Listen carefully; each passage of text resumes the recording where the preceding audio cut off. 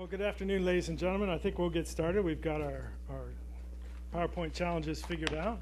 Welcome to the Woodrow Wilson Center. My name is Jeff DeBelco. I have the good fortune of directing our Environmental Change and Security Program, and it gives me great pleasure to be hosting today's discussion that we've entitled Connections Between Climate and Stability, Lessons from Asia and from Africa.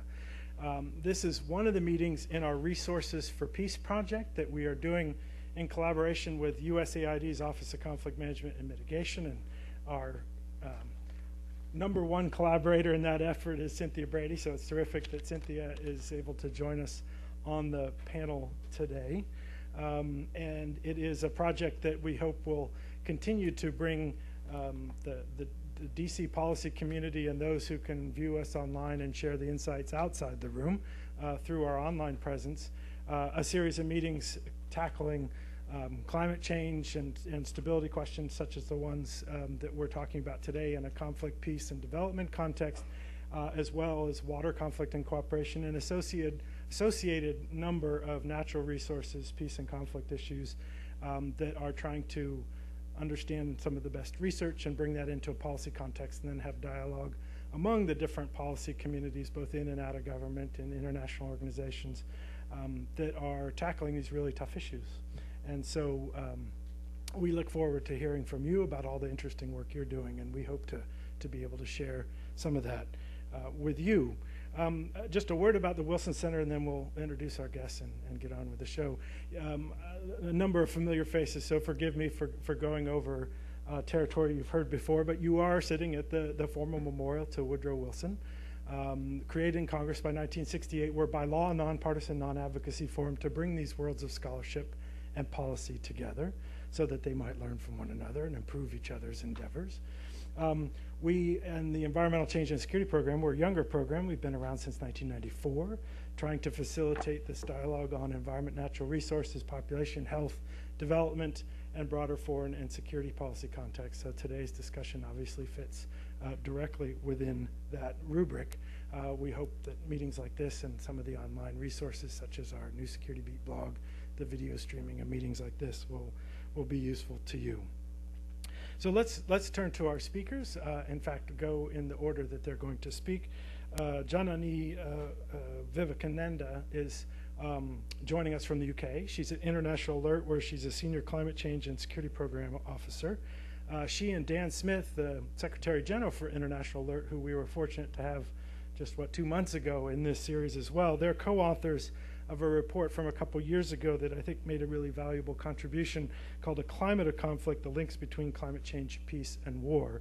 I'm sure Janani will tell you about, but International Alert plays in very interesting space of kind of in the field and doing peace building and taking some of these longer term trends, but ones that are obviously front and center in the field and on the ground, such as natural resources and climate change, into account in both understanding the causes but also in responding to conflict.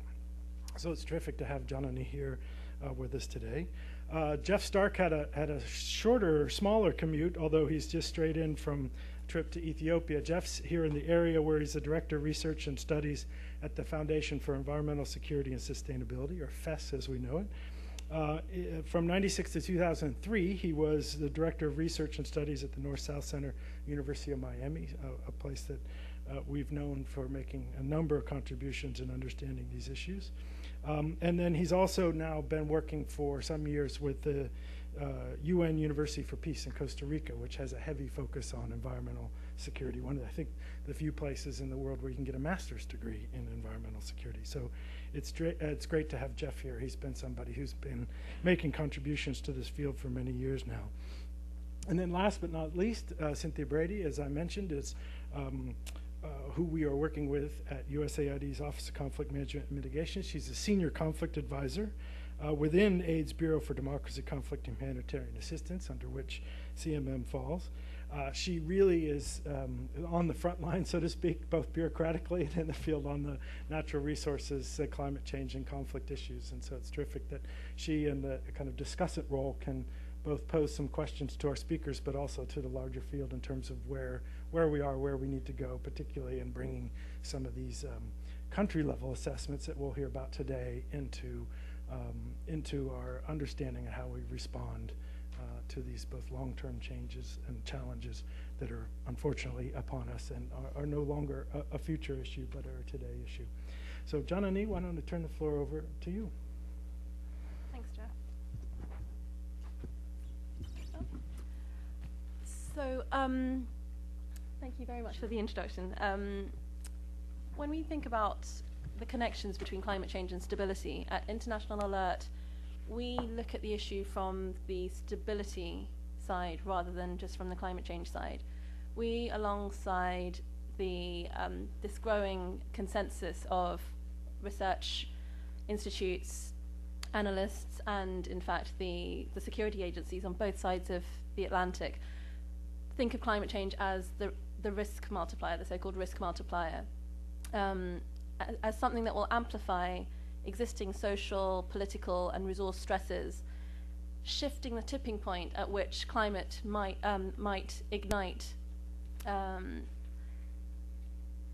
conflict, rather than seeing climate change as a single direct causal factor which will create potential climate wars in and of itself. In addition, states which are affected by conflict will already have weakened social, economic, and political resilience, which will mean that these states and their governments will find it difficult to address the impacts of climate change on the lives of these communities. And so we're faced with a very serious double-headed problem, that of climate change increasing the risk of conflict in certain contexts, and the risk that where states are affected by conflict, they're going to be least prepared to adapt to the consequences of climate change. So how do we go about addressing this double-headed challenge? The key thing, well, 2 points are important here. We need to understand the nature of, we need to step back and understand the nature of the pre-existing underlying risk factors, these social, economic, political, resource stresses that climate change is said to interact with. And to do this, we need to understand these two factors. One is that these dynamics, these pre-existing stress factors occur at the local level. Sure, they might be affected by factors at the national level, such as a corrupt or unresponsive political regime or national legal frameworks which exclude certain ethnic communities. And they'll probably also be affected by external factors such as international commodity prices or in ill-conceived development assistance, for example. But the way in which these stress factors will play out will be felt at the local level, in the lives, in the households and communities, and in people's daily lives. And the second point to bear in mind is that they're linked, and this is key. It's not possible to understand, say, for example, food security without also thinking about water management, without thinking about land degradation and biodiversity, without thinking about oil prices. We can't think about any of these issues in isolation with each other, from the others. We've got to understand how the one interacts with the others. And this interaction will uniquely depend on the particular local context, the local dynamics at play. So interlinkage is one of the key things to bear in mind when we're thinking about policy responses. And to understand the nature of these interlinkages, broad brush national level or regional generalizations will only get us so far. We need to really understand the local context. And for that, we need to really push for grounded subnational case study research, and we're really grateful for this event, which enables us to talk about some of the case study research that Alert and FES and some other institutions have been able to pursue. To illustrate some of these complexities, to move from the abstract to some actual examples, I'd like to visually take you through some of the findings from a recent research trip to Nepal, where, amongst other things, I was looking at the vulnerabilities and resiliences of a community, a small village in the middle hills of Nepal, in a district called Ramachap in eastern Nepal. And there the community is is struggling to cope with acute water stress. I might just jump up and use the computer. So the district called Tulimadao, it's a small village in the Middle Hills, and you can just see in the background the river Runajaw, which used to be the lifeblood of this agrarian community, which is dependent, the economy is dependent on rice paddy production. What you can see as this kind of arid landscape used to be verdant green paddy fields, but you can see that the results of 3 years of failed monsoons has meant that rice production has really been decimated. This is the river that was the lifeblood of this community, and what you can't necessarily appreciate from this view, but you can see here, is that the river has run dry in 3 years. All that remains is silt. Which is pretty devastating. The community now has to walk a 3-hour round trip down to the bottom of the hill to collect the water, and this is a job that, as you'll be aware, largely falls to women and children. So rice used to be the main source of income for the majority of communities. People often talk in agricultural contexts of crop diversification, switching to less water-dependent crops. And in this community, people have done this. They've self-adapted, if you will, and they've switched to producing corn, which is less water-intensive than paddy. But the corn crops have also failed, and this year's crop, a farmer told me, was only fit for animal fodder, and so hasn't done anything to address food security issues in the community. The experiences in this community, whilst being really at the micro level, shed some interesting light on some of the received wisdom that we've kind of taken as a given from development work over the past 20 years. We usually think about vulnerability in terms of, in Nepal and South Asia, in terms of the most vulnerable being those of a certain indigenous group, those of the lowest social castes. But what we found here is that climate change doesn't adhere to caste hierarchies. This man, Bobindra Thapa, is a landowning farmer. He's a Chetri, which is one of the highest castes in Nepal. And he owns all of this land that you can see in the foreground, and he used to be able to produce over 6,500 kilograms of rice per year. But this year, he's looking at his fields, which are absolutely arid, and he's not been able to produce a single grain. So in terms of economic vulnerability, this higher caste man is far more vulnerable than this man, who is a Dalit, which is the lowest caste in Nepal. He's an untouchable, but his livelihood depends on, he's a tailor, so his livelihood isn't affected by water stress in the same way. And also, not being a landowner, he has historically had a diverse set of livelihood options, making him much better placed to be able to adapt to changes and variability in the natural environment. Another development tenet that was thrown into question was that of community ownership. Increasingly, we're seeing, particularly in adaptation, community-based adaptation initiatives and decisions being made by the community themselves. What we see here is a water tap which has run dry. It's obsolete, and it now only serves as a rest point for the villagers as they make their way back up the hill after they've collected their water or they've come back from market. The picture illustrates a really painful example that community ownership, local level, bottom-up approaches on their own aren't sufficient. The tap was built by a one-off handout that the local government offered the community a couple of years ago before the election. So the community were given about 200,000 rupees, which would be about $3,000.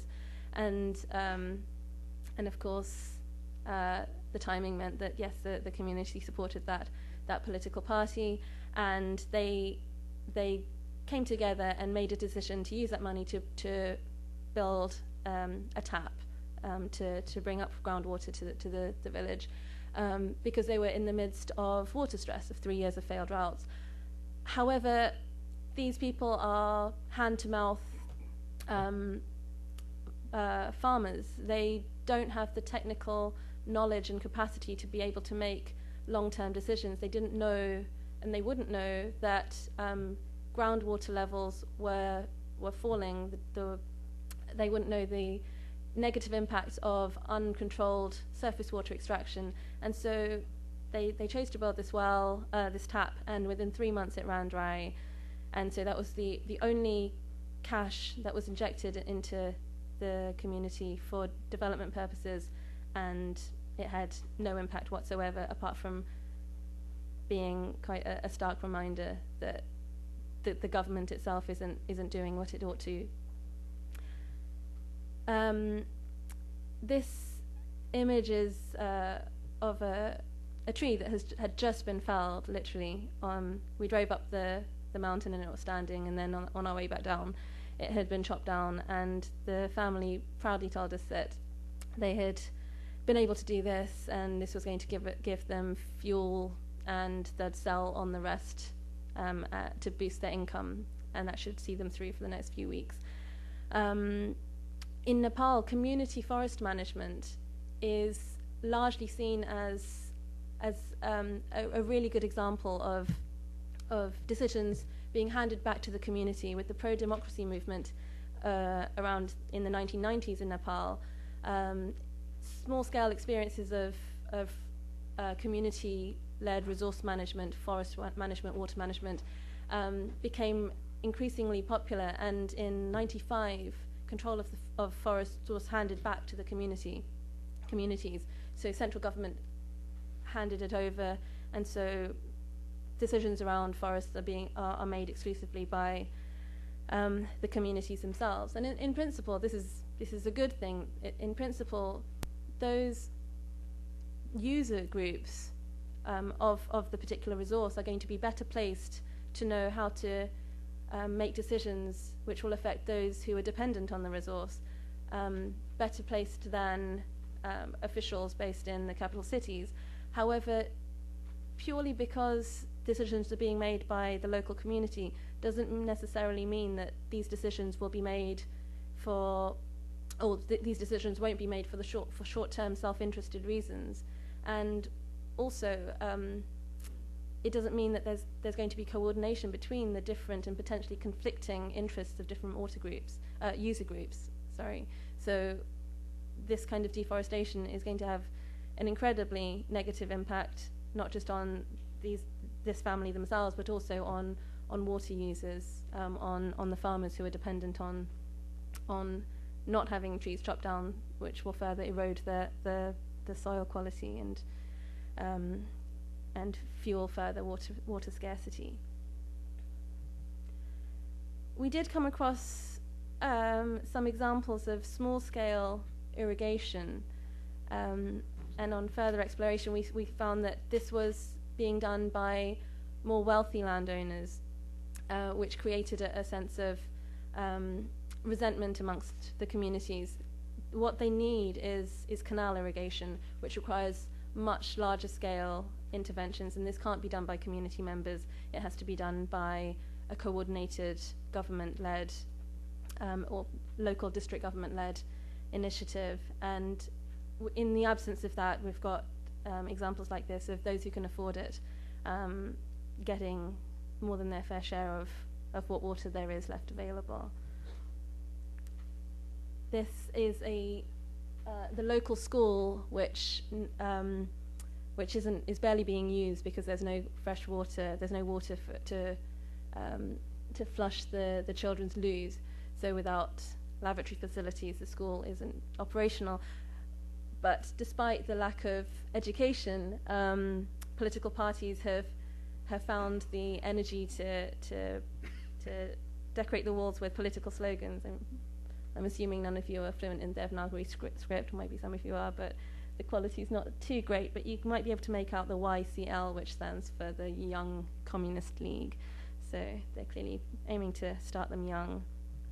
And this is a political advert being painted, which is calling people to attend a rally in Kathmandu. So this village is 9 hours from Kathmandu by road. It's only accessible by road.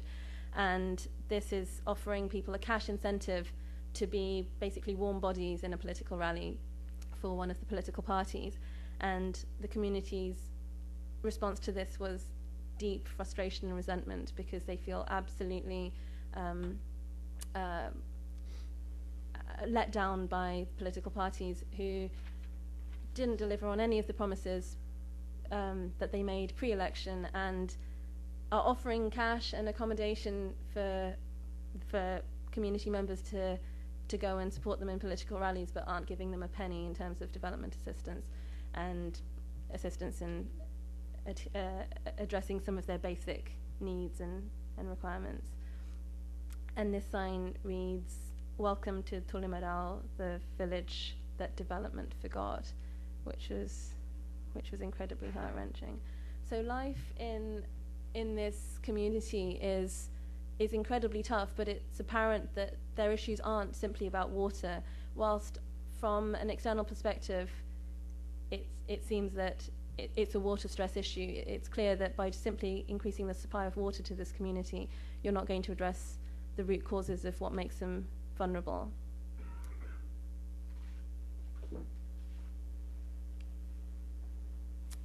So this is just a snapshot of some of the complex social dimensions of climate change in fragile states. And our intention with our research program at International Alert is, through comparative case study analyses such as this, to be able to look at a range of different countries across different regions, to be able to draw out some usable, valid lessons.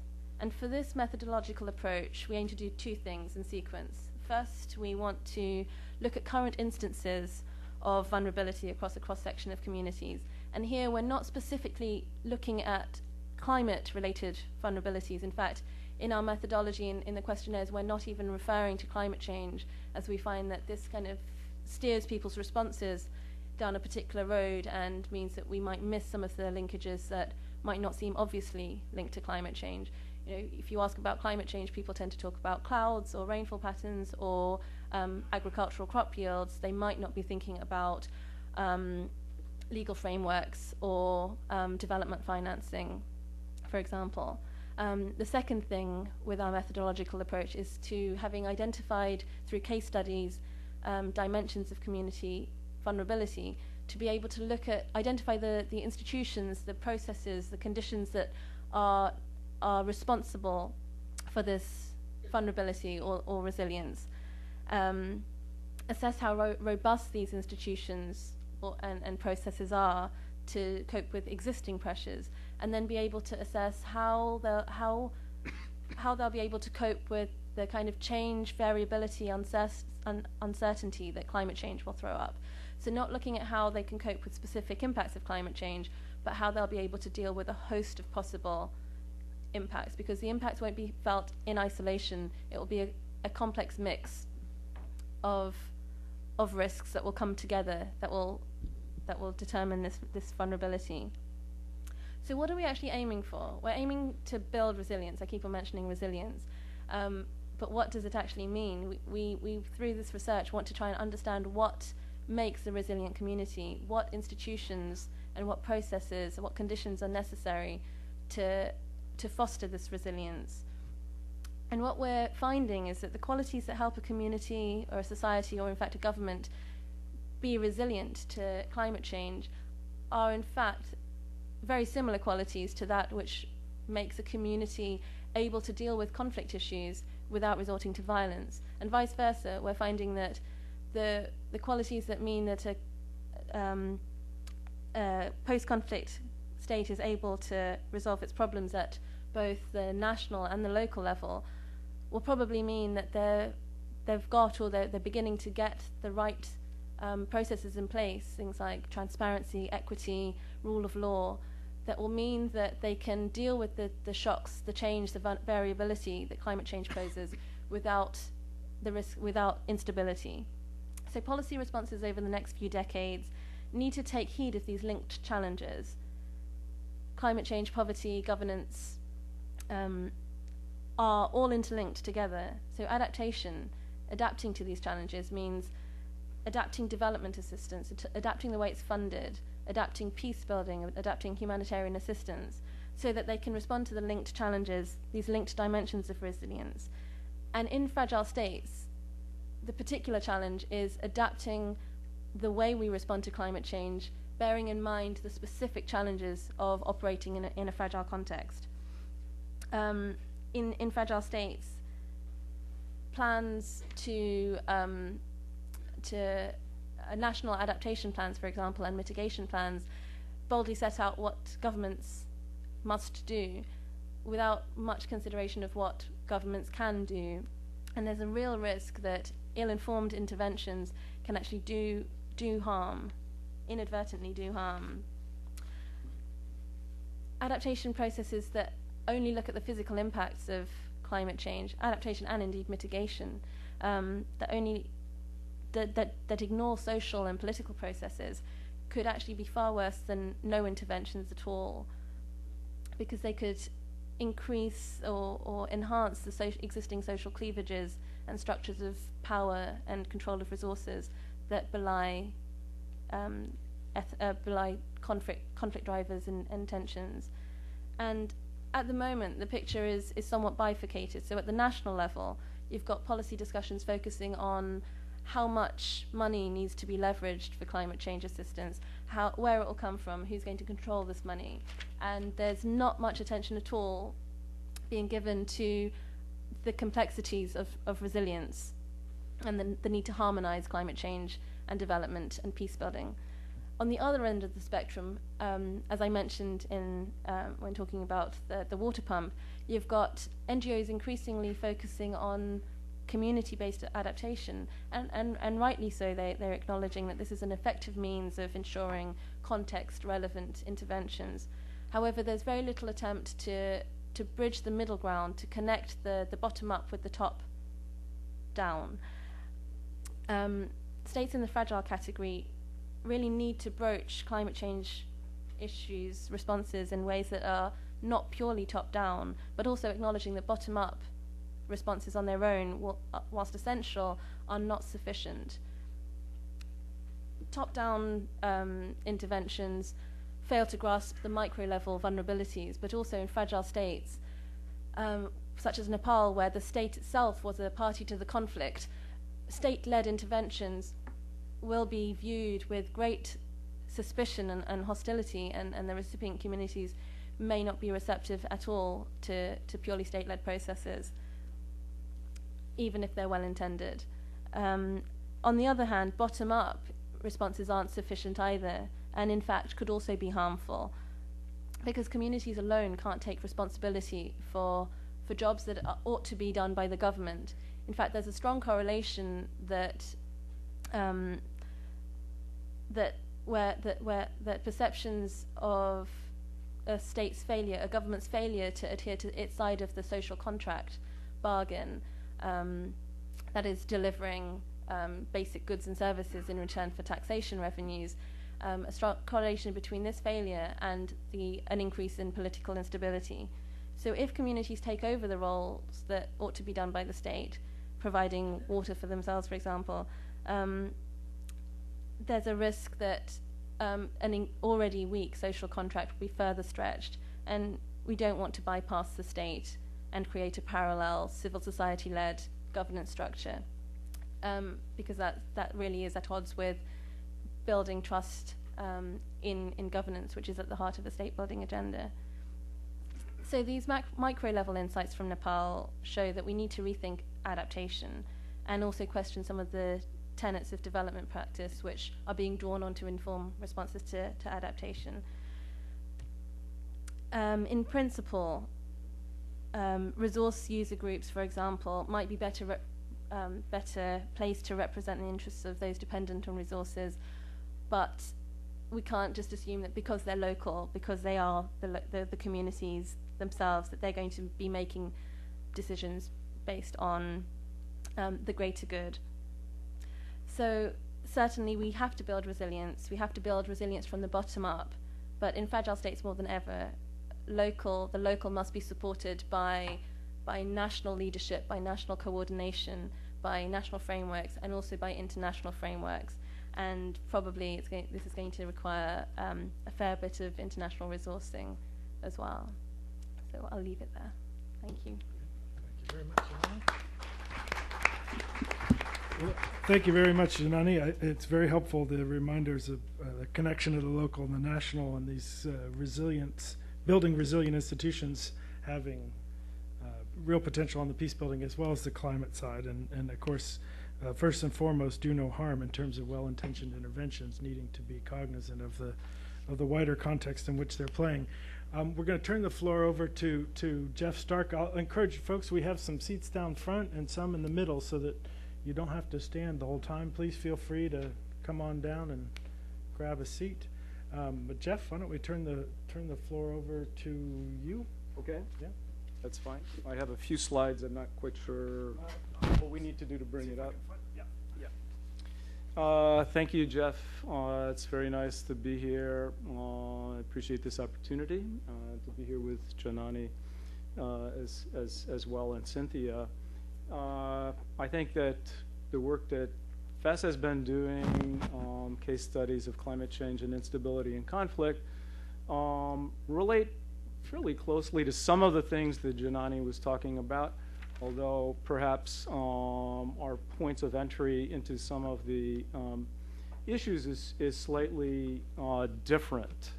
I'm just back from Ethiopia. I'm going to rely a little more on my notes than I might normally want to, but just to sketch out what I intend to do, I want to begin by suggesting some propositions about methodology in looking at climate change and conflict.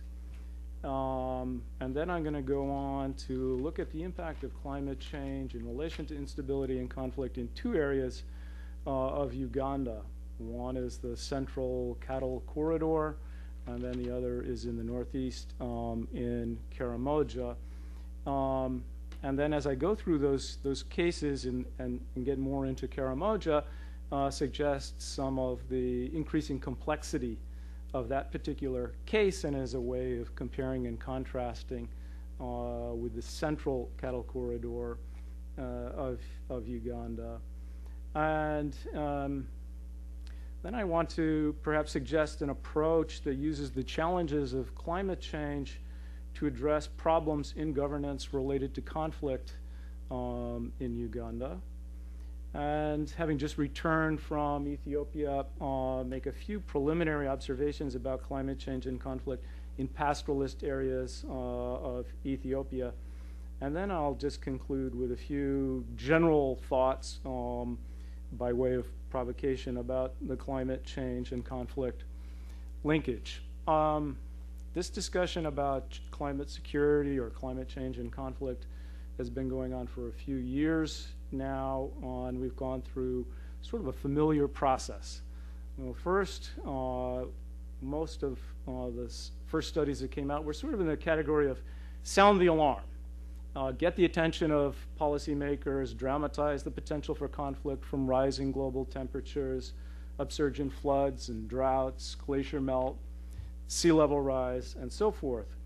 So, for example, one much quoted study said that climate change will possibly exacerbate existing north-south tensions, increase global migration, lead to public health problems, heighten interstate tension, increase conflict over resources, collapse agricultural markets and global fisheries, challenge the institutions of global governance, and potentially destabilize domestic, political, and social repercussions, even spurring unpredictable shifts in the balance of global power.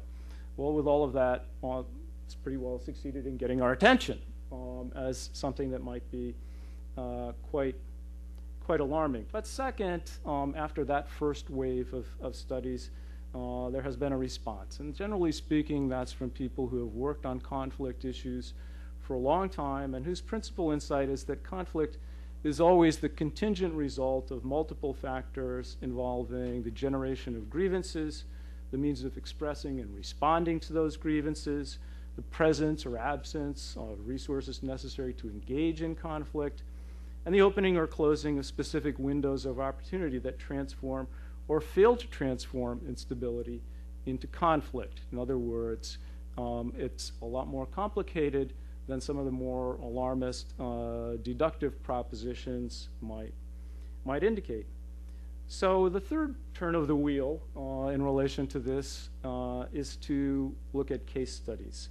And there we want to look at this general concern about the impact of climate change and its implications for instability and conflict, but related to specific evidence in a defined location and in the context of a more multifactorial analysis. That's the basis for the kind of studies that we have begun to try to do in Uganda and Ethiopia, and we anticipate focusing with the support of USAID on Peru also in the future.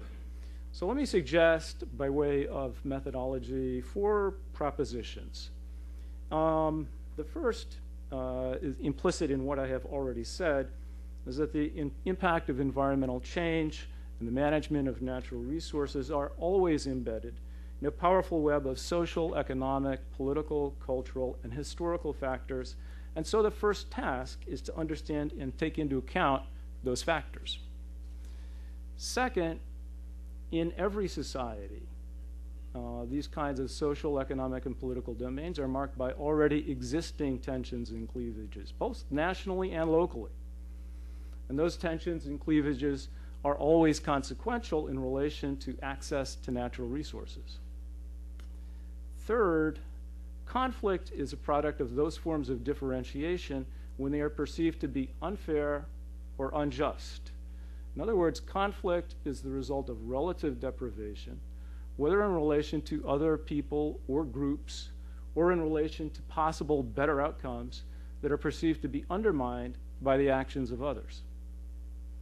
And fourth, to link this to Africa, which is the area that we have been studying, where you have a situation, as in Africa, where the population remains overwhelmingly rural and profoundly dependent on the natural environment, most of the pathways to conflict are linked to access to land, water, livelihoods, and food security. So with those propositions in mind, let me turn to the impact of climate change in those 2 areas of Uganda.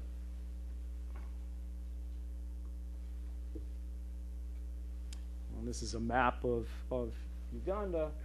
And sort of the darker area in the center is what I'm calling the central cattle corridor, and the greener area in the northeast is Karamoja. So let's think about the larger context. Well, first, the political environment of Uganda might be characterized as stable but tense. After 2 decades of conflict, President Museveni came to power in 1986. He's been there now for a quarter century. In the 1990s, he was sort of a favorite of Washington and other capitals, seen as an example of perhaps a new and promising democratic leadership on the continent. But after overturning term limits and harassing political opponents, he has now fallen into more of a president-for-life mode.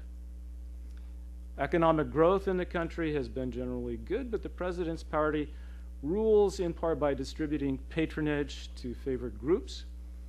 It exercises discretionary power in relation to the allocation of land and the selective enforcement of environmental laws. So, for example, you can look at the case of wetlands, where poor squatters might be evicted by the government, but rich developers might be allowed to use wetlands for their personal advantage and economic gain. There's a very complex set of land tenure systems in Uganda, with equally complex mix of both customary law and modern legal institutions. And these ambiguities at times allow for the blurring of decision-making by the executive that can facilitate arbitrary decisions. The Ugandan military has a reputation for corruption and periodic human rights abuses. So in some thumbnail sort of description, the government is as much feared as respected by many Ugandan citizens. Let's turn from that to this livelihood of pastoralism. And pastoralism holds a somewhat ambiguous place in Uganda. Pastoralism, as most people will know, entails cattle herding that uses mobile grazing to make maximum use of scarce natural resources.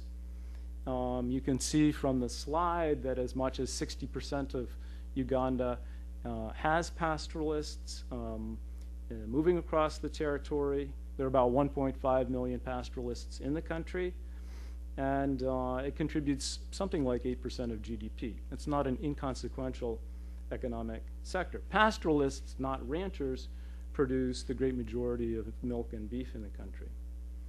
Most experts on pastoralism are in agreement that, all other things being equal, pastoralism is by far the most environmentally efficient and productive use of land, water, and pasture in arid landscapes such as that of those areas of Uganda.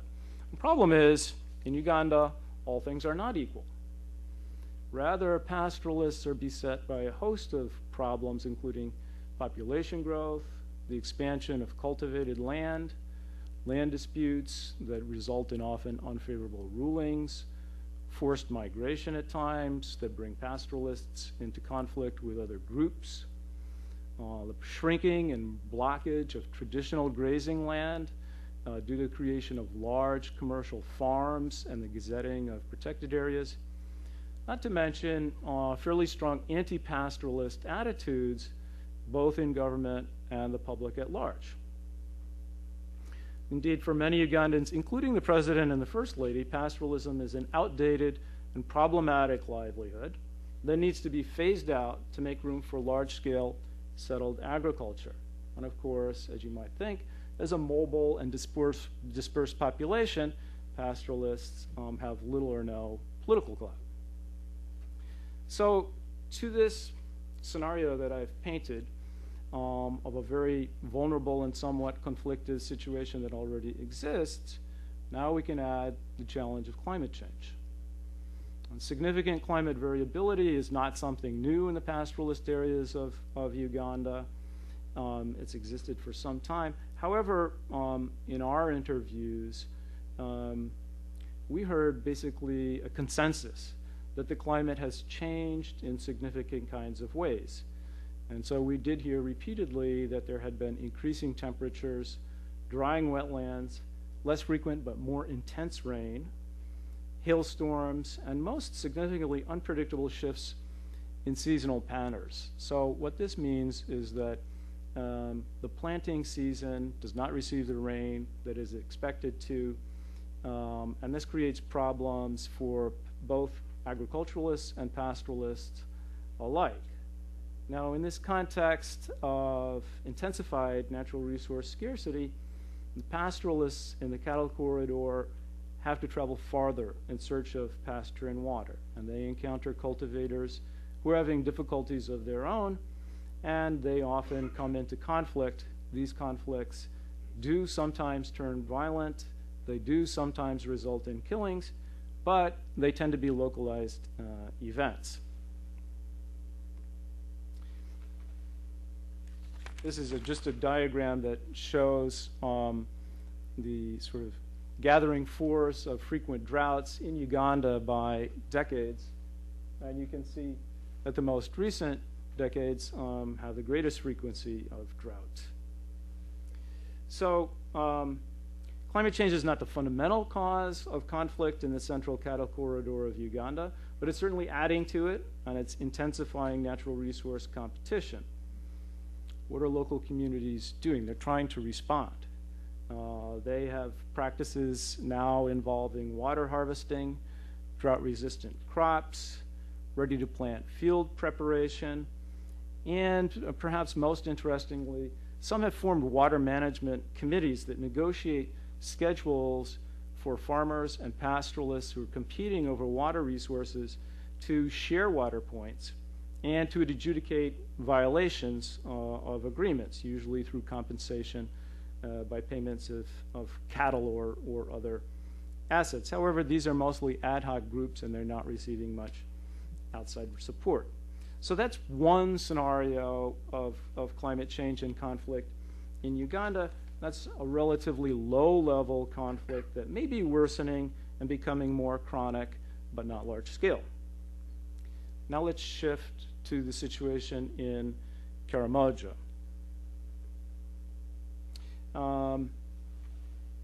In Karamoja, the situation is much more serious. It's a different context. Okay, in the case of Karamoja, in addition to this difficult political context in Uganda, the problematic status of pastoralism, you can add cultural antagonisms, a widespread availability of arms, severe food insecurity, military abuses, and state policies that add to conflict. And Karamojong, as some may know, are famed cattle raiders, preying both on rival clans within the Karamojong themselves, as well as farmers in neighboring districts. And cattle are more than an economic resource for the Karamojong. They're central to their religion, rites of passage, and even decision-making processes. And traditionally, Karamojong cattle raiding was kind of a controlled violence that allowed clans to balance and restock cattle vis-a-vis other clans, and mechanisms existed for reconciliation and even the sharing of pasture and water in times of drought. However, in 1979, the Idi Amin regime fell, and there was a barracks in Karamoja which contained 60,000 arms. And these arms then went into circulation in Karamoja, which led to sort of a classic spiral of insecurity in which unarmed clans scrambled to obtain weapons. The civil war in Sudan to the north provided more weapons to this area, and violence escalated significantly. In response, the Ugandan government initiated a series of disarmament campaigns. They began as voluntary campaigns, but on several occasions became forcible disarmament, involving a pattern of human rights abuses, including the killing, in some instances, of women and children. Karamojong warriors, young men, then began targeting UPDF, that's the Ugandan military, soldiers in return. To try to control this situation, the Ugandan military then put restrictions on the movement of the Karamojong, kept them in sedentary settlements or areas adjacent to barracks. And so in other words, the army deprived the Karamojong of mobility, which is the very essence of the pastoralist livelihood. So there was a very embattled hostility and almost an implicit state of war between the Karamojong and the Ugandan state. Then, droughts began to occur with increasing frequency in Karamoja. And you can see the pattern that has evolved through 2004, 2007, 2008, 2009 were also bad drought years in Karamoja. This has created a situation where poverty is extreme and food security is provided in large measure by emergency relief or food for work through the World Food Program. So you have a region and a people that have become highly dependent. But the situation goes beyond poverty and hunger caused by climate change. Deprived of their mobility, the Karamojong cannot go out in search of pasture and water. Both cattle diseases and human diseases are on the rise. And traditional social roles, importantly, have been eroded or destroyed. So elders, who are normally responsible for the major decisions affecting the community, feel powerless in the face of military constraints. Young warriors have been deprived of their roles as protectors and providers of new locations for grazing and watering, and they have increasingly turned to banditry. Cattle rustling has shifted from inter-clan balancing to theft for sale on the market. Women who must travel without protection on foot for firewood and wild fruits are increasingly vulnerable to attack and sexual abuse. So you're seeing the erosion of a culture and a large number of people, numbering over 1 million, who are fighting the combined effects of climate change and conflict with the state. Now, it's been estimated that it takes 2 years for a Karamoja household to recover from a drought. But as you can see from that chart, recurrent drought is happening at a pace that's faster than the recovery period. So what you're seeing is a steady whittling away of household assets. And in that situation, with these circumstances undermining their livelihood, Karamoja generally feel humiliated, resentful, and without much hope, and violent acts committed by alienated young men are increasingly common. The government of Uganda recognizes that they have a crisis on their hands. They've tried to respond. The president's wife, Janet Museveni, was made the state minister for Karamoja, and they have developed a plan for the region now that goes beyond disarmament to try to include development in a number of different areas. And despite many positive aspects, however, there is one central problem, and the central problem is that the government's plans include moving Karamoja from pastoralism to settled agriculture on lands that many people believe to be unsuited for agriculture. And so this seemingly coercive element in the government's plans has the potential to increase the tensions that already exist between the Karamoja and the state. So this could lead to even higher levels of conflict. However, it needn't be that way. The fact of the matter is that most Karamoja are quite desperate for a viable way forward and are open to new livelihood alternatives, including agriculture, as long as they are active participants in the process, which heretofore they never have been. And our paper contains a number of specific recommendations, but the two factors that contribute most to conflict in Karamoja are the lack of livelihood opportunities and the profound mistrust toward the Ugandan government. Our suggestion, which actually tracks with some of the statements of the government itself and Janet Museveni, is to engage Karamoja communities, especially women and youth, in the formulation and implementation of climate adaptation activities, especially in relation to sharing grazing areas or the creation of water points, valley dams, or small-scale irrigation. And we think that that has considerable potential to actually reduce conflict. So in other words, to take this climate change challenge, use it as a way to involve people who feel marginalized, empower their participation, address some of the challenges of climate change, and at the same time address some of the drivers of conflict that exist in the country. Similarly, in the cattle corridor, central corridor, if there could be support for the water management committees, which have sprung up organically on their own, as well as some NGOs who are now working with pastoralists, that as well could involve people, empower people, and help to reduce conflict. Let me turn briefly to Ethiopia, from which I have just returned. And so what I have to say about Ethiopia is fairly provisional and kind of work in progress. We're in three areas, three regions: Oromia, Afar, and Somali, which you can see to the east of the country. And there, pastoralists face a very complex situation. There's a lot of ethnic rivalry. There's more ethnic diversity than exists in Uganda. There's a measure of conflict that has been sharpened by recent climate change challenges and natural resource Scarcity, once again, what we were told by people was the most alarming aspect of climate change is changes in seasonal patterns.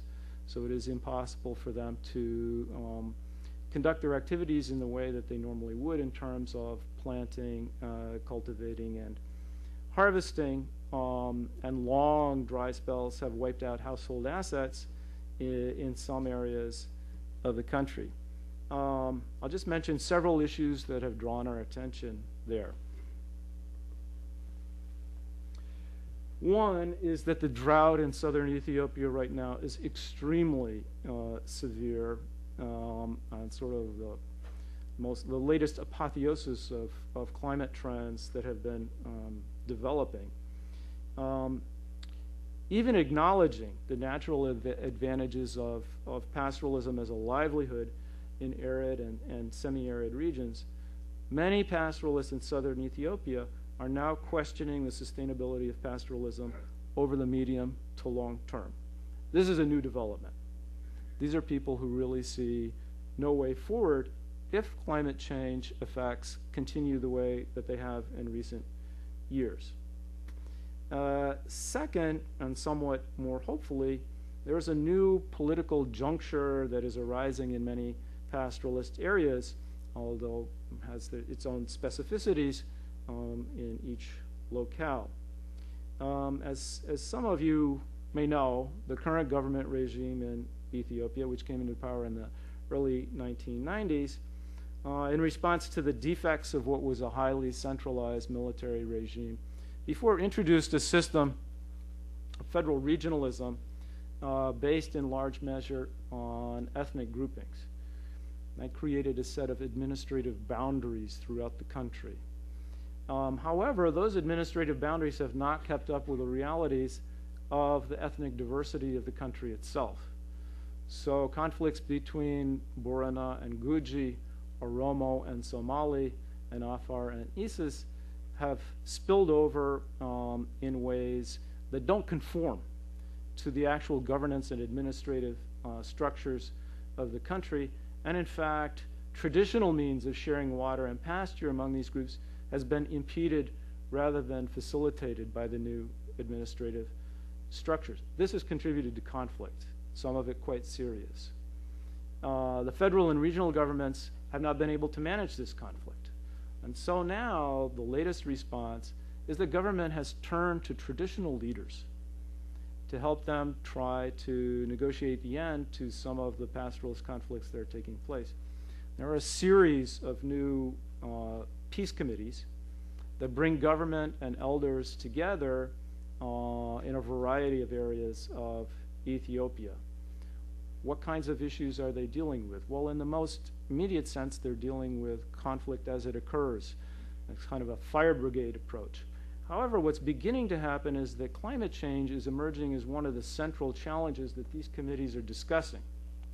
They're still somewhat ad hoc, however, and they don't have much institutional gravity. But this would seem to be an important opportunity for the donor community to seize, especially given some of their larger concerns about governance in the country. However, and this I think echoes one of the points that Janani was making, the caveat with respect to working with these peace committees and supporting them is that it has to be handled with extreme conflict sensitivity and probably only implemented by organizations with long experience and established trust in each region. Any intervention in relation to climate adaptation, whether for water or food or alternative livelihoods, has to be fully understood and explicitly acknowledged as mutually beneficial by all sides. If it's seen in any way to be favoring one group or another, it will just cause conflict. So it's a very difficult and delicate situation. However, the potential benefits for conflict mitigation are probably quite considerable. Let me just conclude with three general thoughts about the climate conflict linkage. The first one would be to say that the contribution of climate change to the potential for conflict is not determinate or definably impactful in precise terms. It's more akin to the contribution of poverty or let's say the weak rule of law to conflict. It's clearly relevant, but mediated by a host of other factors. And so in that sense, we shouldn't expect simple surgical solutions to climate change challenges. Second, because of the intimate link of climate change to livelihoods in Africa, it may be best understood as an increasingly important aspect of the political economy of the region and its communities. And so I would suggest that analyses departing from that perspective are likely to produce the best results.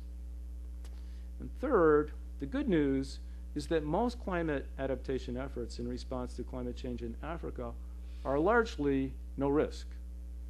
In fact, they're directly applicable and responsive to huge challenges that have long existed in relation to climate variability. So what we're witnessing is a difference of degree rather than kind.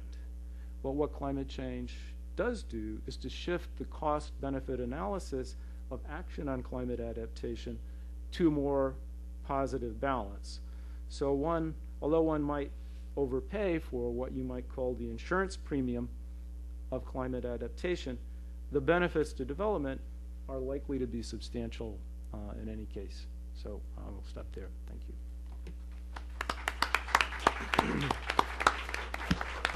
Thank you very much, Jeff. I appreciated the bookends in terms of the larger context and giving us some reminders as to how we think of the complexity of conflict and the complexity of climate change together. So Cynthia, would you like to bat last, so to speak, as discussant and give us your thoughts? Sure. Thanks very much for the opportunity to be up here with these two distinguished speakers. I will not take the liberty of raising all the issues that I have pre-written for myself, but I will comment on one thing as kind of a framing issue that both of the speakers referenced. The first is when my office, CMM, started working with FES to analyze these issues about 2.5 years ago. One of the first challenges that we came up against in trying to get our heads around what this connection looked like was most of the analytical models out there are constrained by the reality that this area of study is still really emerging. And so most of those analytical models are taking information from conflict analyses, which aggregate information about conflict to the national level, and we are overlaying those with downscaled global climate circulation models, which again leave you with sort of national level aggregated information.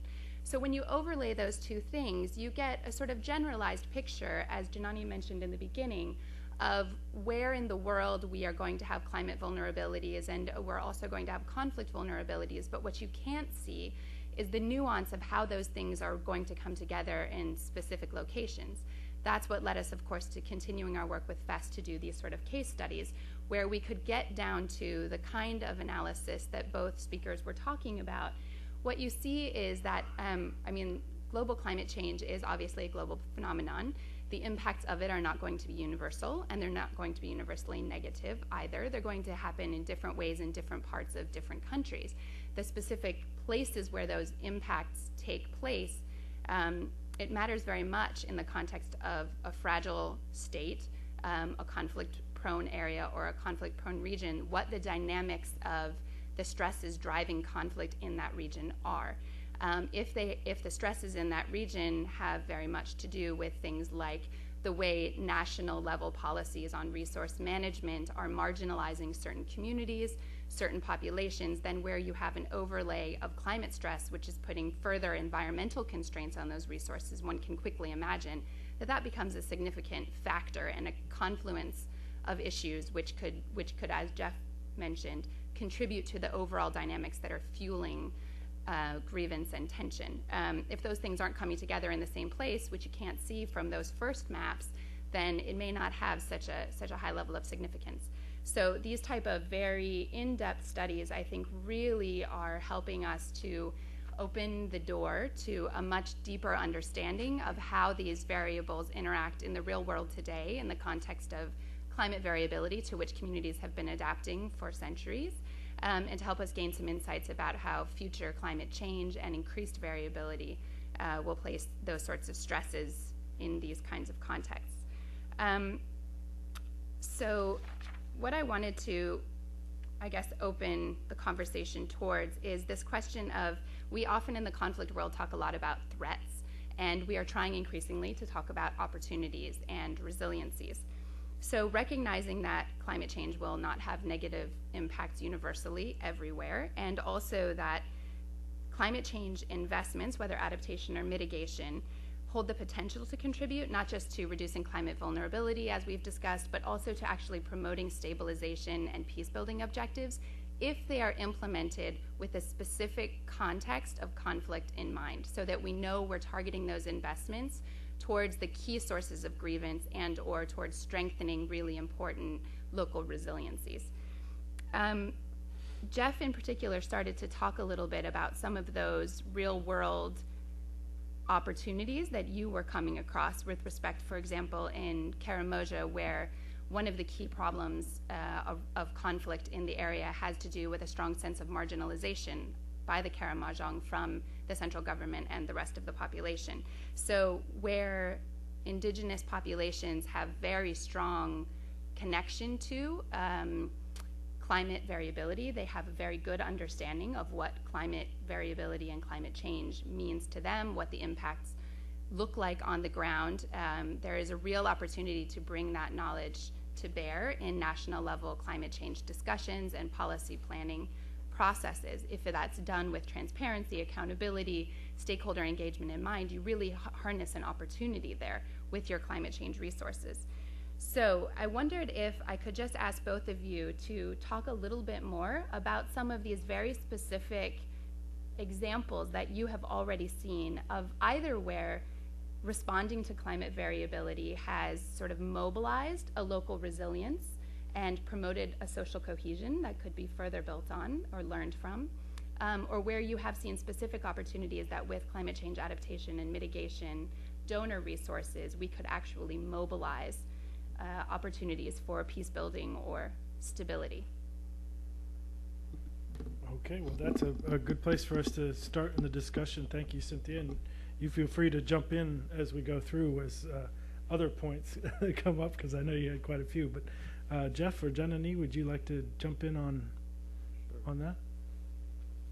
Yeah, I think one of the things that's observable both in Uganda and in Ethiopia is that there are some traditional coping mechanisms in relation to climate variability, but they have been somewhat eroded by state policies. So, for example, in Karamoja, despite this rather menacing stereotype that the Karamojong have as being cattle rustlers and prone to violence, there always have been, in fact, mechanisms for reconciliation, the sharing of resources and so on in times of drought.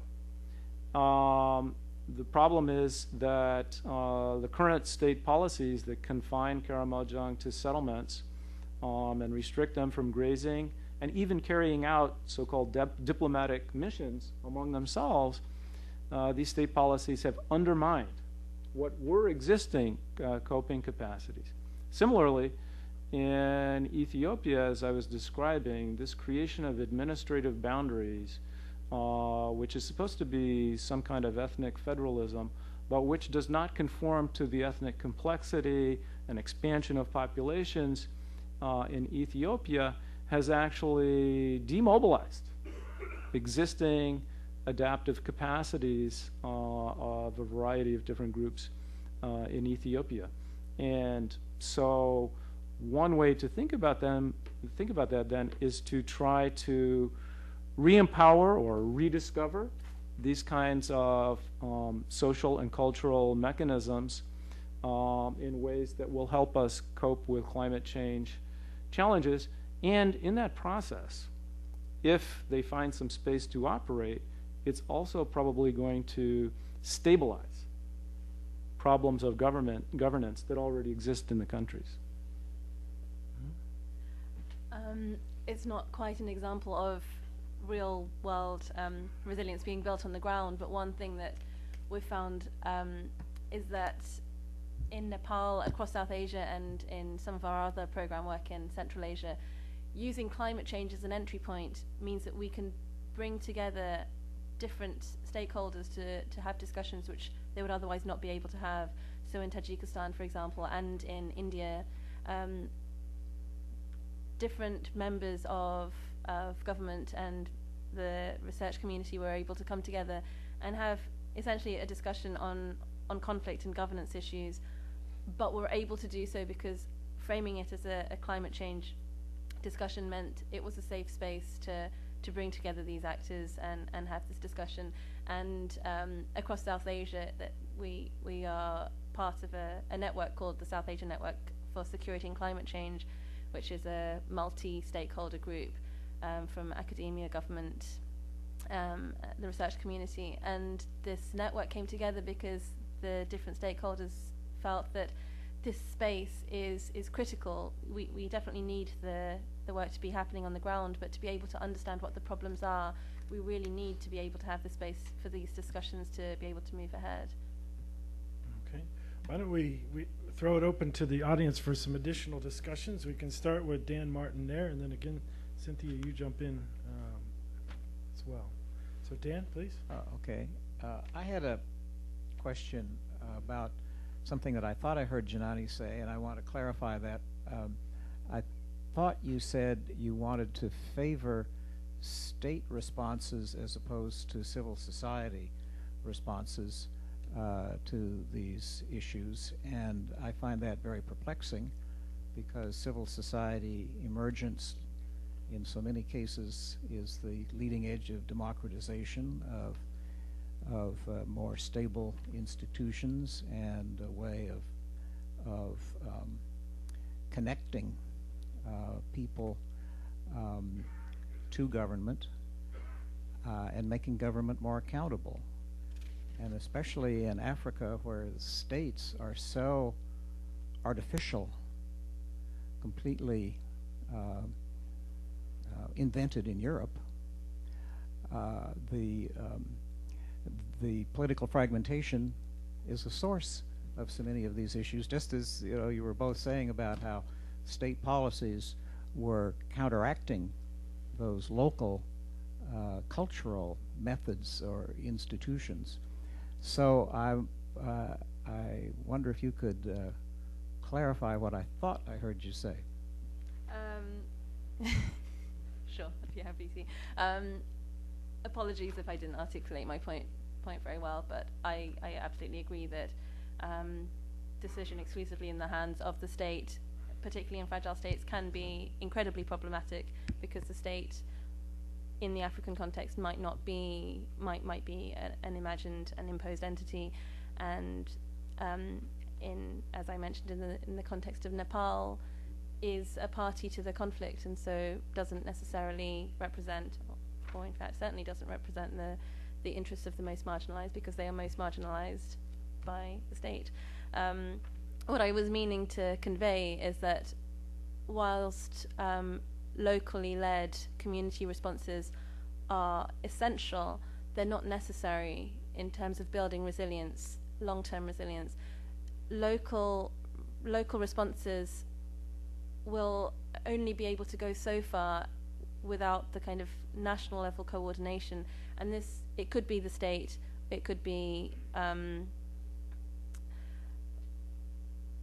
not sure what would be more relevant in the African context, but you do need some kind of governance system above the local, which is able to coordinate and lead processes that communities themselves, who are living day to day and not in a position to hold all the information that you need to be able to make the right decisions, for example, on deforestation or on water management, as I showed in those two examples. So you need the two to come together. You need bottom-up processes, but you also need some kind of coordination through national frameworks, for example. But what you're saying could logically lead to the sense that there needs to be something more than states, where states are small, artificial, and in fact very profitable for the people who manage to gain control of them, and that is regional thinking, where watersheds, ecosystems, cultures, have very little relationship to political boundaries. So when we look at a political map and think that's really the way the world is, rather than maps that show these other dimensions, I think we make mistakes, and so much official development assistance does function that way, as if it's here is this entity that's all one color on a political map, and so it's one thing, and then you get a different color, but it's both sides of the same river, things like that. Do you see any prospect for, like, East Africa, the East African community, and other sources? Jeff, perhaps were the regional context part of any of the discussions for Uganda or Ethiopia? Actually, that wasn't our focus. Generally speaking, what I'm seeing happening, for example, in the East African community, is an effort to harmonize policies in relation to natural resource management, and so to create some standard, and then each country tries to get up to speed to those norms and practices. And those could be useful exercises to the extent that they can actually be implemented, but it reverts to the national level. That's problematic in the ways that you were already talking about. I have a couple questions. So we start down here at Lisa Friedman in the bottom, and then we'll work up the...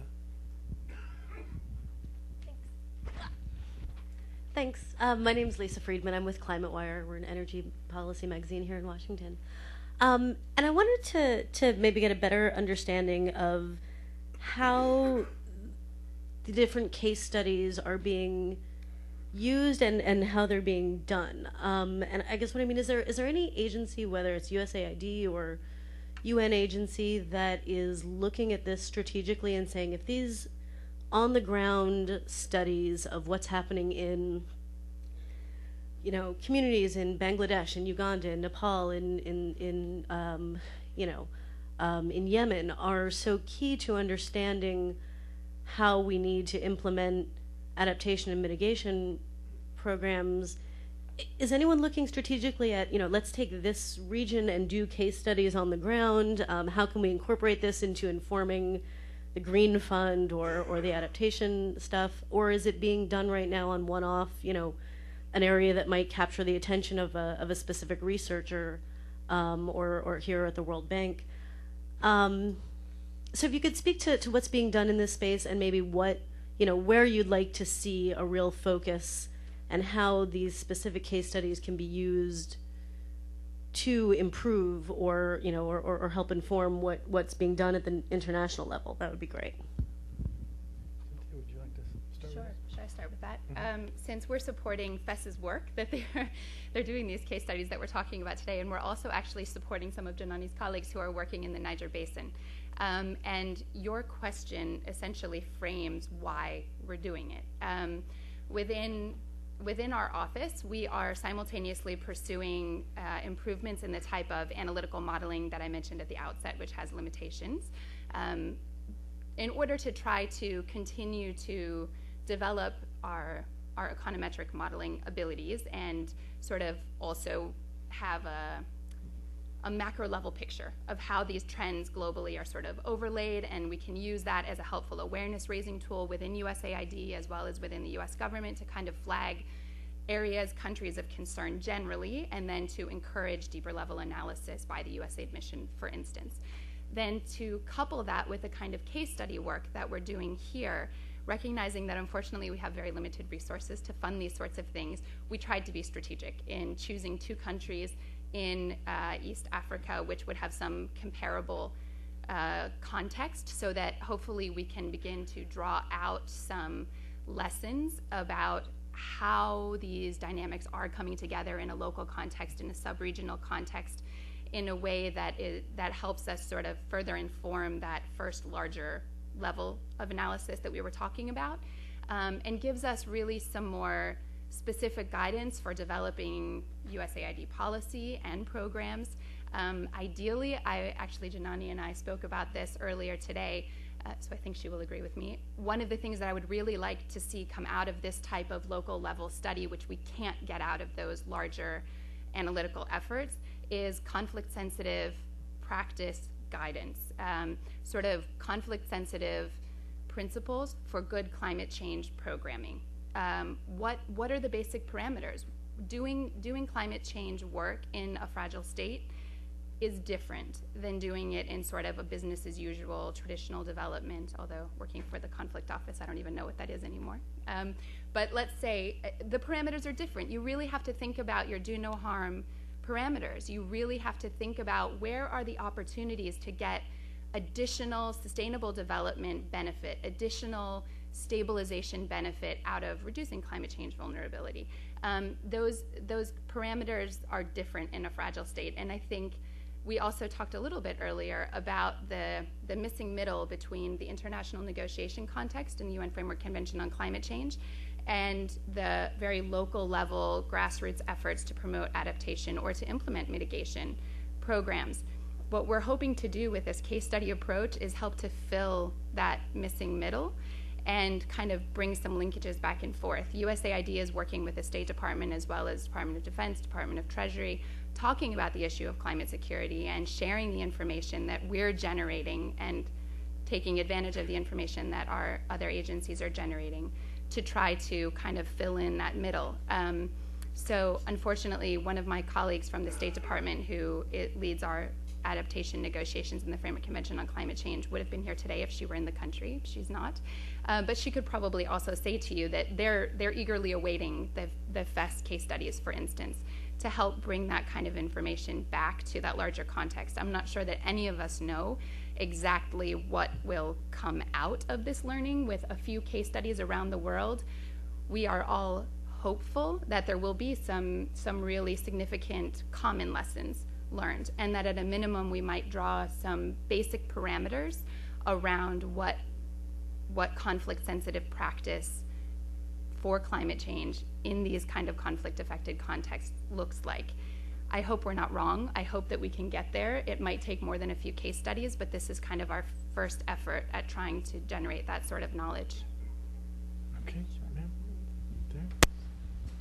Hello, my name is Unju, and I'm currently working actually in the area of resource efficiency, both globally and also in clean energy promotion with the private sector. And actually, I've done both private and public sector work with a State Department.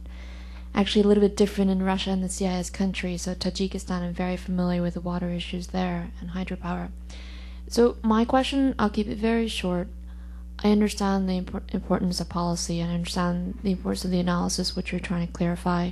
But the question from your two case studies, where do you see the role for private sector? Because clearly there's got to be a mobilization of the policy.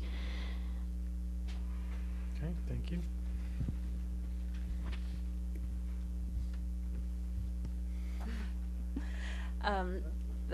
That's a great question, and it is something that we are really keen to address better. One of the challenges that we face, and we constantly face, is bringing the private sector representatives into the discussion. So when I talk about these multi-stakeholder dialogue processes, which International Alert is engaged in, we are constantly trying to bring private sector representatives to the table.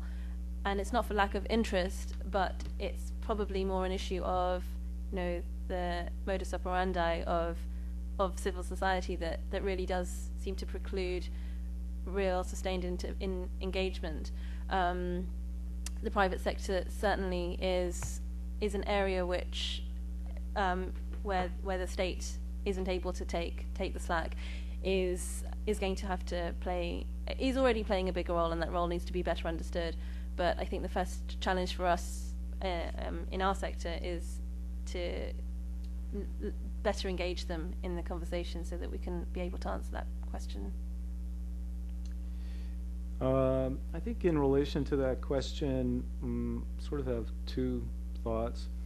The first thought is to involve the private sector and I suppose something akin to corporate social responsibility in relation to norms and practices that affect some of the kinds of communities that we're talking about.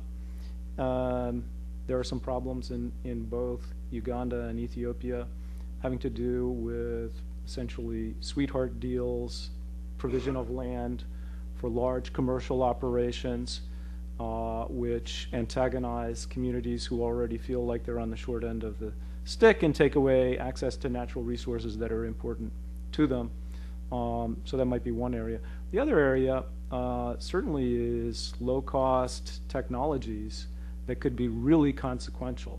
I'm thinking especially in terms of possibilities to provide water access to communities in low-cost mechanisms. And then one specific area that came to mind, which I was just looking at 4 or 5 days ago in Ethiopia, in the Afar region, there is a tremendous problem with the spread of Prosopis juliflora, otherwise known as mesquite. It has taken over Afar. There is almost no grazing land left. Okay. Now, local communities are trying to deal with this. There is an organization called Farm Africa that is working to try with communities to try to remove Prosopis, but it's very difficult. And it seems very likely that some greater expertise could be brought in. And it's not, simply an altruistic measure. In fact, there are some uses for Prosopis. The seeds can be processed and used as feed in combination with other sources of feed for cattle. So with some smart thinking, it might even be potentially a profitable activity to harvest and use Prosopis and to relieve this dominance of this essentially exotic species from an entire region of Ethiopia. At the back, Roger Mark D'Souza. Thank you. Roger Mark D'Souza, Population Action International. And I have two quick questions. One question from the security side and another question from the climate change vulnerability side.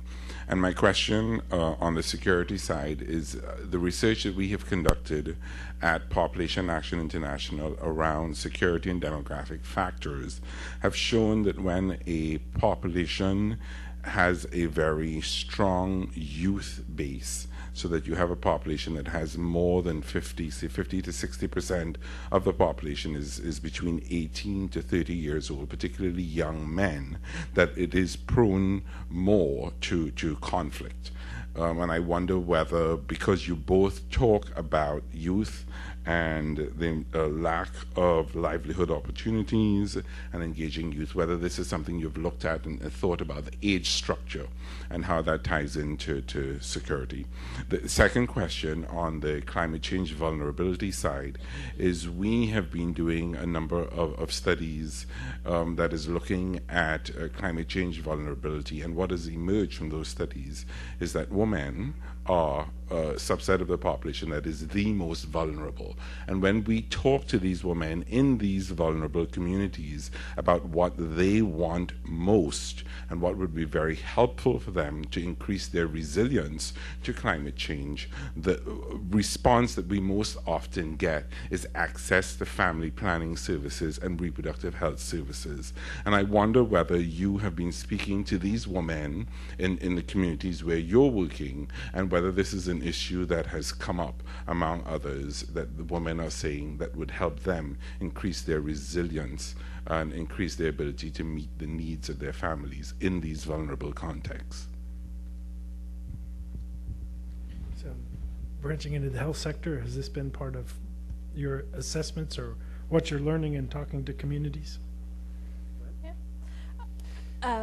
With the first point about youth, certainly with largely agrarian communities, large unemployment and a youth bulge is a really potent mix, and climate change exacerbating these factors is likely to be a really serious problem. I think the challenge is for responses to adaptation to be broadened to acknowledge issues such as demographics and unemployment of young males, so that when you think about responding to climate change, you're not just thinking about responding to the physical impacts. You're also able to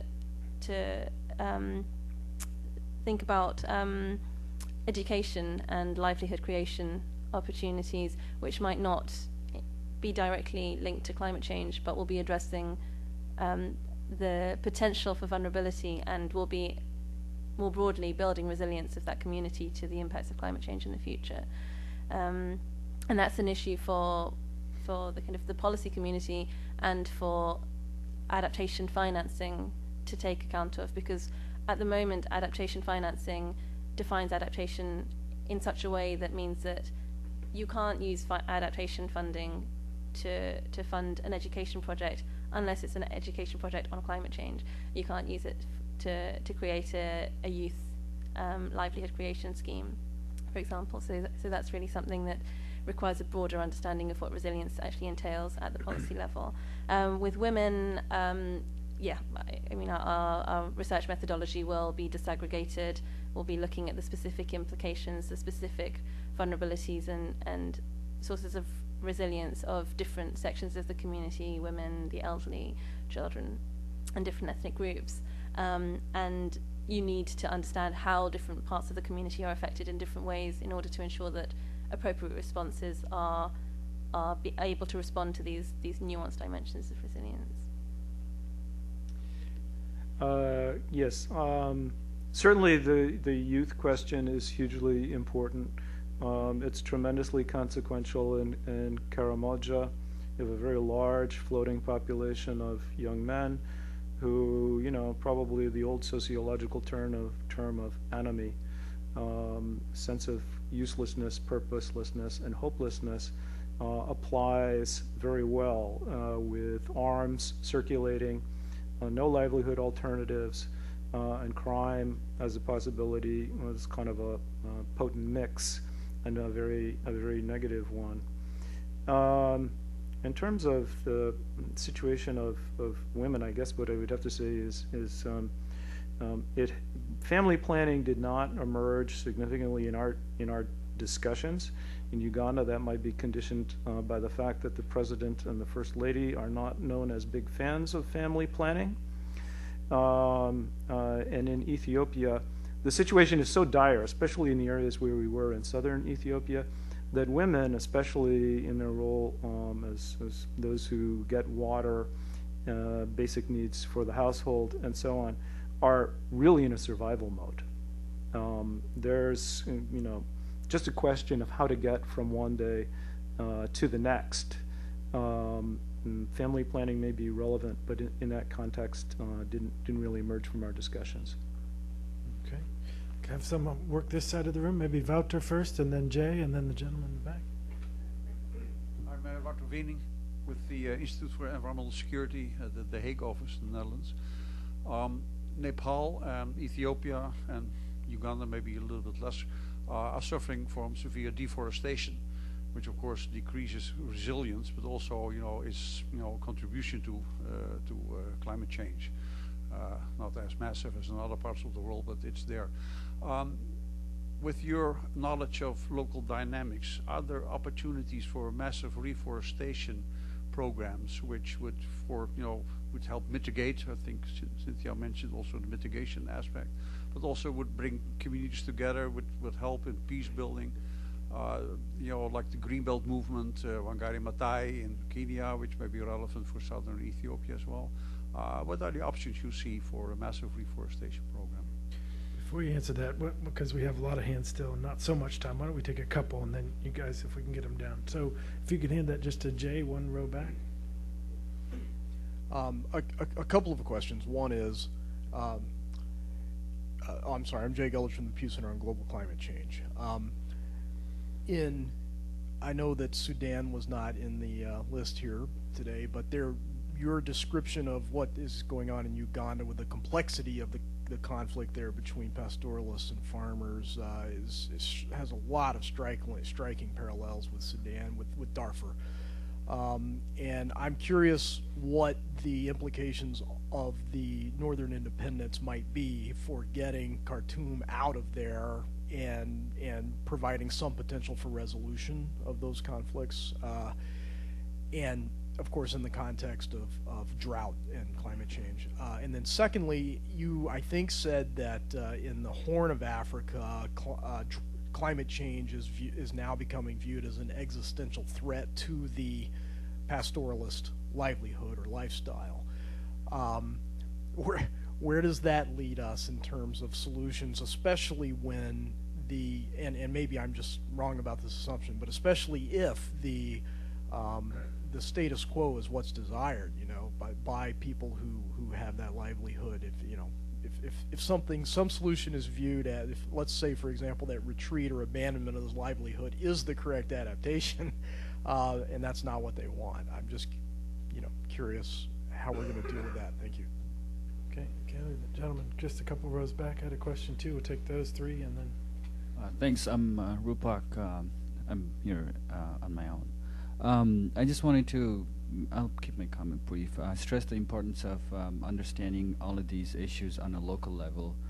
When I did my research a few years back on Nepal, which by the way is where I'm from, I discovered a lot of the conflict cases between individuals, landowners over water, and conflict between the leader of the village and other people downstream over water, and again, going up between communities also.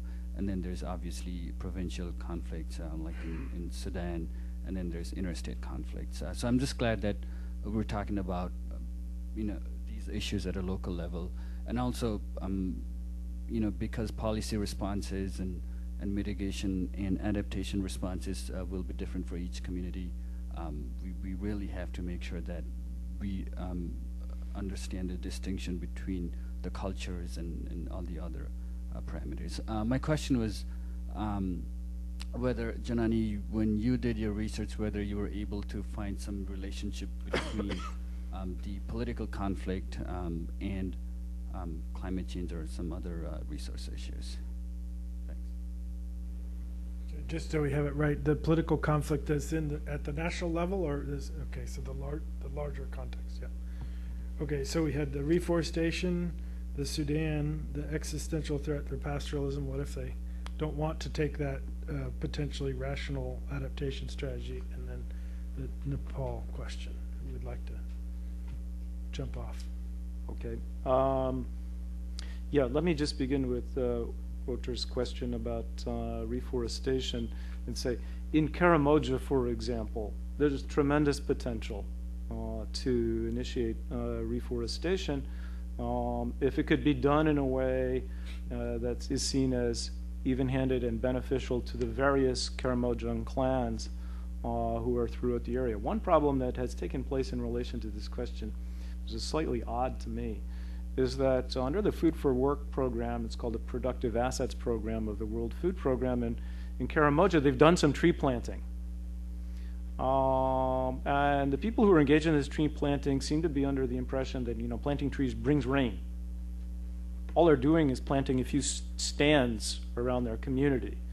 So I'm not sure that it has overwhelming negative consequences, but there's something slightly deceptive in the way that it's being executed in the area in terms of the expectations that are being raised. But I know you're talking about something much larger and consequential, and there's lots of potential there. I'm not qualified to comment on the implications of independence and so on in Sudan, but on this question of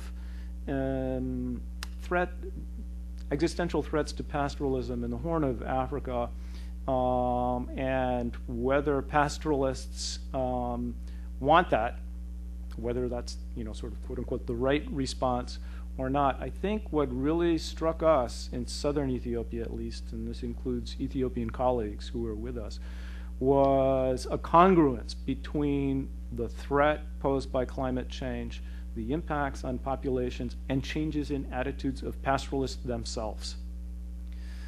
Karamoja is different.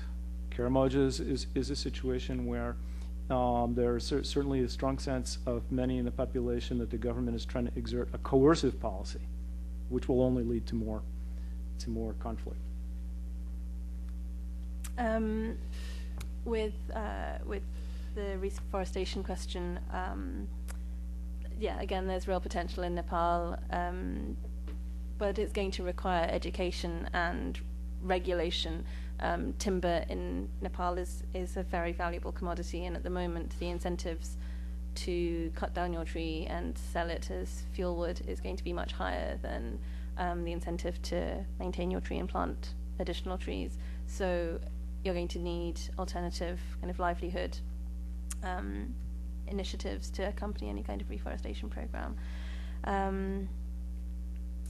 With the relationship between, just a point on, I'm not an expert on Sudan or the Horn of Africa, but one thing that came up in some of the research in South Asia is that responses to adaptation in agricultural communities often look to give agrarian communities, farming communities, an alternative kind of farming option, so switching from paddy to corn, switching from raising chickens to raising ducks in Bangladesh. But what a voice that's increasingly being raised is that these communities don't want alternatives to a way of life that they're not happy with. They want to move from agricultural livelihoods. They want to be moving from rural to urban lifestyles. So that's again a real challenge that is being faced. So the status quo isn't something that the communities themselves want replicated through development assistance and adaptation programming. And then with the relationship between the political context and climate change issues in Nepal, gosh, that's quite a broad one and a fascinating one. We could talk for a long time after this. At the local level, there's such dissatisfaction, disaffection, with the political process. I mean, Nepal's just been in limbo since the end of the monarchy a couple of years ago, and the repeated attempts to put in place a credible leader of the coalition government has left the majority of Nepalese not even with such little faith in central government that in the communities that we were visiting, people had no expectations, not even low expectations. They didn't expect central government to do anything for them, and when asked about what their biggest concern is, it wasn't about the failing monsoons. It was about the political transition that they're going through and whether they would ever really have a stable political form of representation at the centre. Another issue which I think is of real interest but hasn't been looked at to my awareness is this potential process of federalism in Nepal. There's a real chance that Nepal is going to be divided into federal districts, which will then be run from the centre, and that will have huge impacts on resource management, because where the federal state lines lie will be shaped by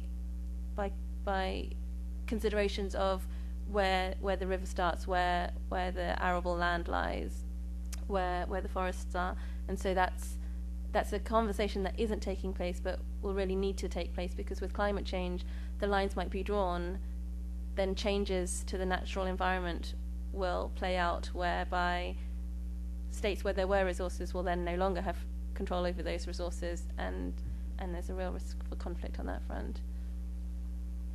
Okay. I think we have time for one more down here in the front. I have the microphone for you. I'm Alice Thomas from Refugees International, and I have actually two questions. The first is for Cynthia. We were talking earlier about the frameworks for responding to conflict versus frameworks for responding to climate change, and you had posed a question about how could we perhaps take lessons from people who are trying to build who have vulnerability to climate change and how they're building resistance to deal with conflict. But from the other approach, there's been a lot of talk about trying to take a human rights approach to responding to climate change, and particularly in the context of natural disasters. And a lot of people suggested that there's a lot of learning we can take from how the human rights-based approach to conflict and how that can be used in the context of natural disasters. And I'm wondering if you could comment a little bit about that and the challenges around that. My second question has to do with the proposition that a lot of people have suggested, which is that one of the adaptation strategies for climate change should be migration. And whether or not in any of your case studies, sort of beyond the pastoralist scenario, whether you came across cases where populations migrated or were displaced for environmental reasons, and that resulted in conflict within the receiving community as a result of the migration. Alice, it's nice to see you. I apologize. I didn't quite follow. I followed your question, but I'm not sure that I know a response. Could you maybe rephrase for me the second part about which aspects of the human rights-based approach to natural disasters and how that relates to conflict frameworks? So, for instance, in certain countries like Colombia, where they've spent decades building up a human rights-based approach to how to treat conflict IDPs, people who are displaced from conflict. And the institutions that have been put in place for responding to that are, ombudsman's offices and different state institutions that respond to conflict. And in the case of a natural disaster, often you don't use those same institutions for responding. So institutions that would allow rights to be protected are not used in the cases of natural disasters in the same way that they're often used in response to conflict. That's a really interesting point. I'm not sure I have anything to say about it other than I think for us that often falls into the discussion around protection. And certainly we do talk with the Office of Foreign Disaster Assistance about these issues. And I mean, one of the sort of generalized areas of need is from my perspective, as well as OFDA's, is to again sort of enshrine some tools and guidance with basic conflict sensitive principles for humanitarian response kinds of situations. I think a lot of humanitarian assistance organizations know the context and do some of those things naturally, but there's certainly a weakness in the frameworks that we've designed to kind of help guide and make sure that the right sort of institutions are in place in those contexts. But I'm not sure that I'm answering the question that you really meant, so maybe we can talk after this and I'll try better. I'll just say one thing in relation to the question of migration. Our focus really was on pastoralist communities, so I don't have examples really of other people involved in other kinds of livelihoods. But I might say that, okay, mobility is part of pastoralism, but what you're seeing in Ethiopia, for example, is what might be called anomalous migration. In other words, you're going to areas that you never went to before. And that's as a result, in some instances, of environmental challenges, and yes, it does produce conflict.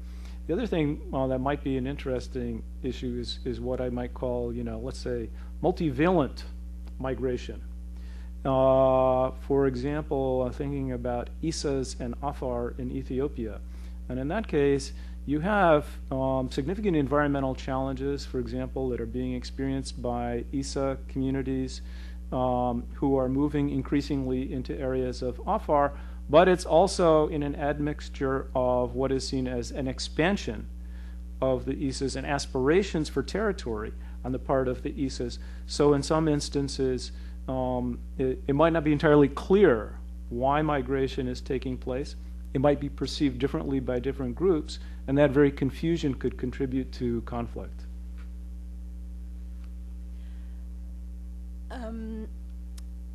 We came across quite a surprising example of migration going the way that you wouldn't expect it in the southeast of Nepal.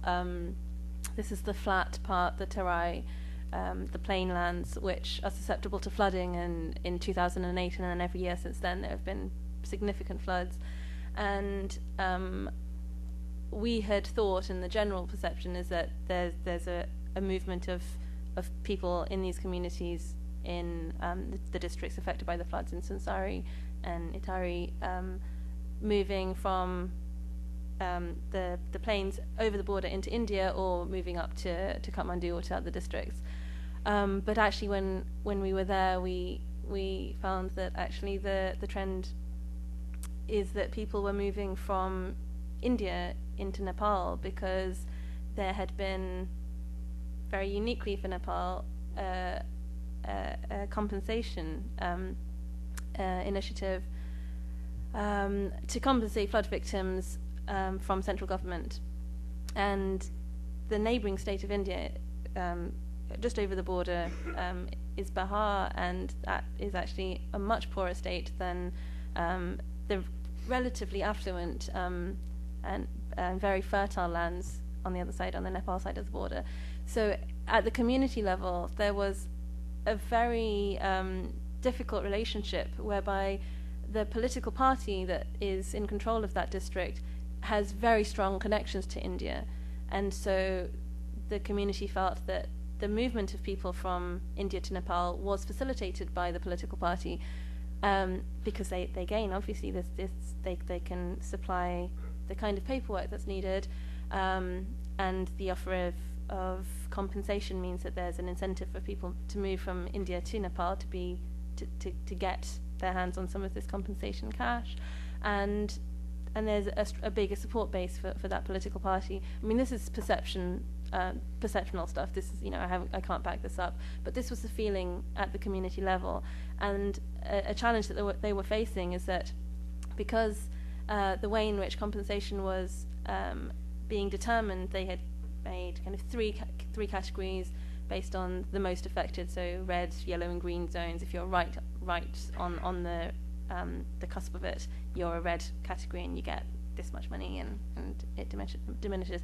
The community themselves were tasked with identifying who was eligible for what, and so they felt they weren't in a position to say, you're not even part of our community. Of course, they can see by looking that this is a new face, but because of the political situation, they didn't feel safe to be able to really say anything about this. So that was an interesting but challenging example.